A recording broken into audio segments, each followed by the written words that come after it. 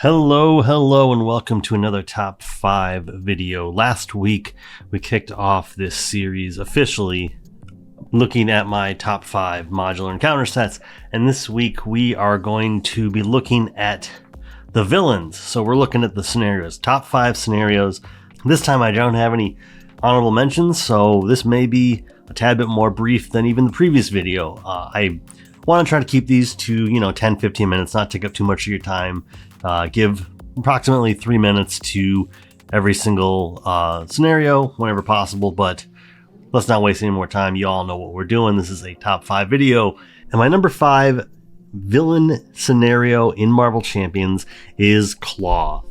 This is just one of those classic scenarios that I just love for its simplicity. I love for its ability to be a good deck challenge, to just sort of like test it to see can it handle kind of these wilder swings in damage, getting the acceleration tokens from going through the deck so quickly. And because it is one where the vanilla build is looking to use brute minions where they're a little bit bigger, you got to prioritize, okay, is now a good time to take out the minion, or do I just need to go full on against the villain because now is the time? It incorporates the Immortal Claw side scheme, which then makes it so that you have to mitigate side schemes. Are you just going to go full on and get rid of that 10 health by just dealing damage directly to the villain like Thor might want to, or are you going to instead use that to your advantage to get Claw into a good position and then use some allies or a really good thwarting hero to just take that last 10 off? And like I said, it plays so well. It is a good deck testing scenario, and I think it might be the best scenario in the core set. That might be a little controversial to say. I think there's people that hold Ultron to a pretty high standard too, but I'm of the opinion where Claw, to me, is maybe the best scenario in the core set, and maybe the most indicative of what Marvel Champions is. All right, moving on to number 4 is Venom.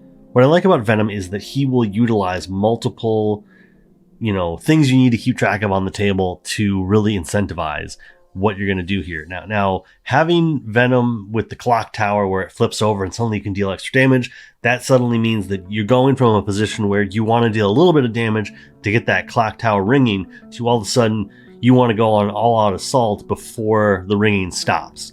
And then additionally adding the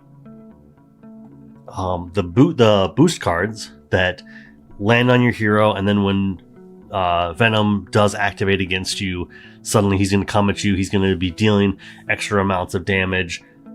It all at the end of the day turns into a scenario where I feel like, very similar to Claw, you have to be ready for big swings in damage, and you need decks that can either mitigate all that damage, do a Spider-Man backflip, or just really hunker down or use really high defense. Like I haven't done Nightcrawler against Venom yet, but I have a feeling that Nightcrawler's high defense plus his ability to sort of do free defense with the Bamf is probably advantageous.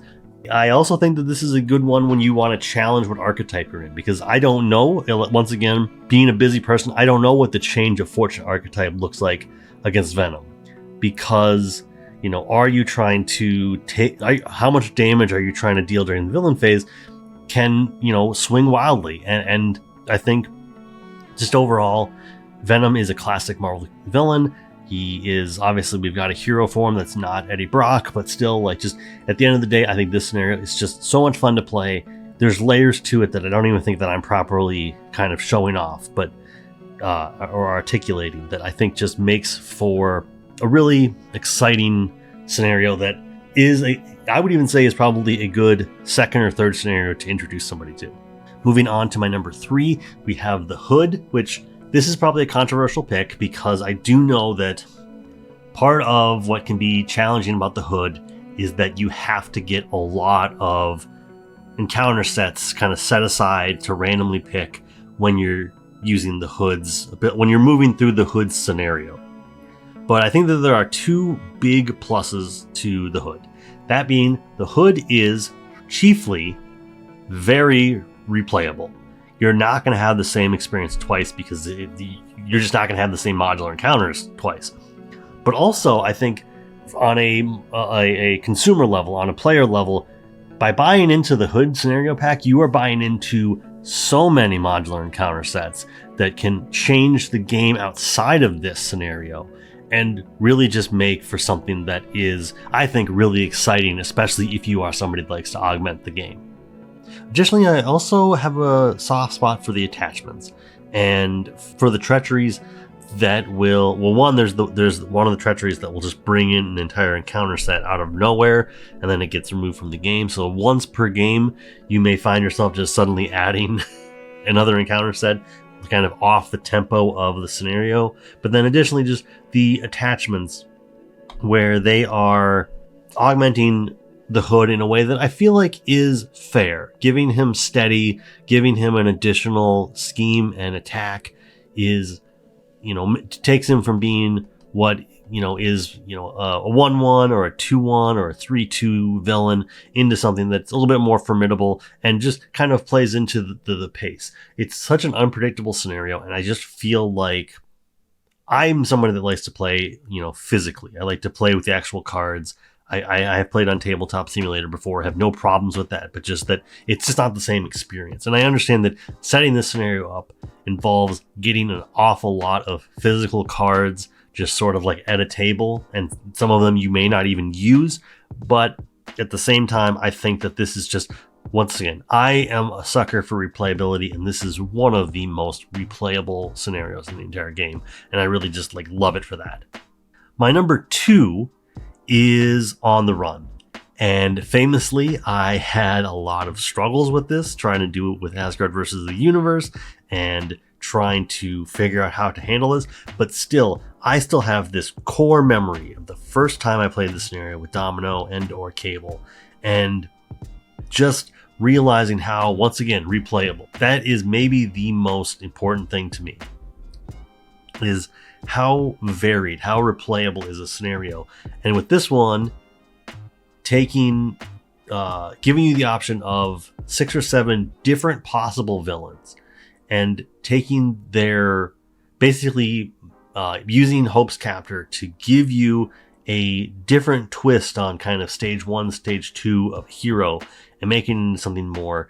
And just the entire scenario, it has its pitfalls. You're going to get hit moments where suddenly you've got to deal 4 damage and the villain's going to activate against you, or the minion's going to activate against you, and it just, you hit guard, you hit this, you hit that, and it is hard, and there's no question about that. This might be the hardest scenario on my list. Let me just check what number 1 is again. I'm forgetting. Oh yeah, okay. This might be the hardest scenario on my list on a average level, but it's just, at the end of the day, I just love this scenario for its replayability. I love fighting the Marauders.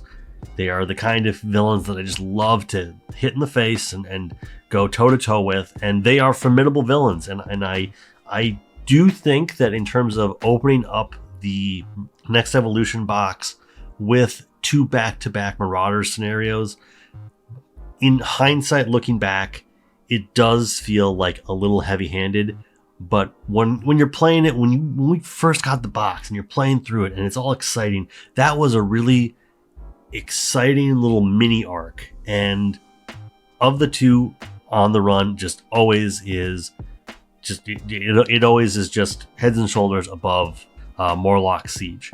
That does not top my number 1, and I think this one is just my number 1, not because of replayability, but for deck testing and for just the more formidable minions, and that is, as you can already see, Project Wide Awake. I feel irrational about Project Wide Awake.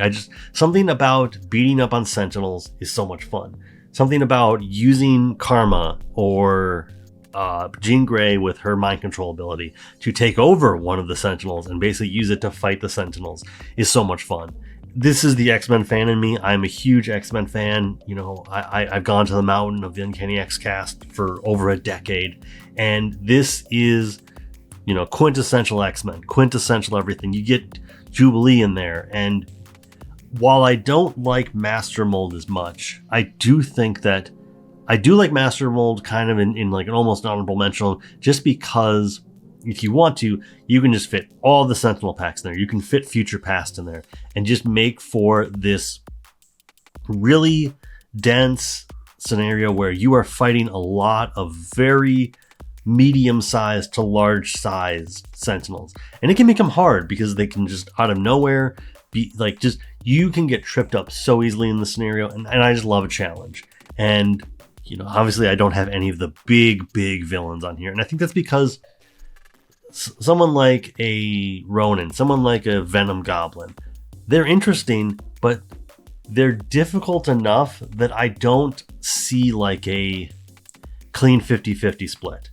So victories over them are really exciting, but like I want to win, and I want to win about 50% of the time. If I'm winning 45% of the time, that's still a good scenario to me. But when I'm winning like 10% of the time, that's just so demoralizing. And all of these scenarios either have good for testing, they have a lot of replayability, or they're just that right amount of challenging where you walk into it and you know, this might not be my scenario, but this might be the time when I take them down in 4 turns as opposed to take them down in 10 turns. And like, just overall, that's what I love about these scenarios. But I've been long-winded enough. I have probably coming in shorter than I even predicted. But either way, it's a top 5 list. It can't go on forever. I want to hear what your favorite scenarios are. Throw them down in the comments. Also, additionally, any other lists that you want to see that maybe you haven't seen, or that you want to hear my opinions, because I will actively give out my opinions about this game that I love. But until next time, I thank you for your time. Like, subscribe, do whatever you can, and have a great day.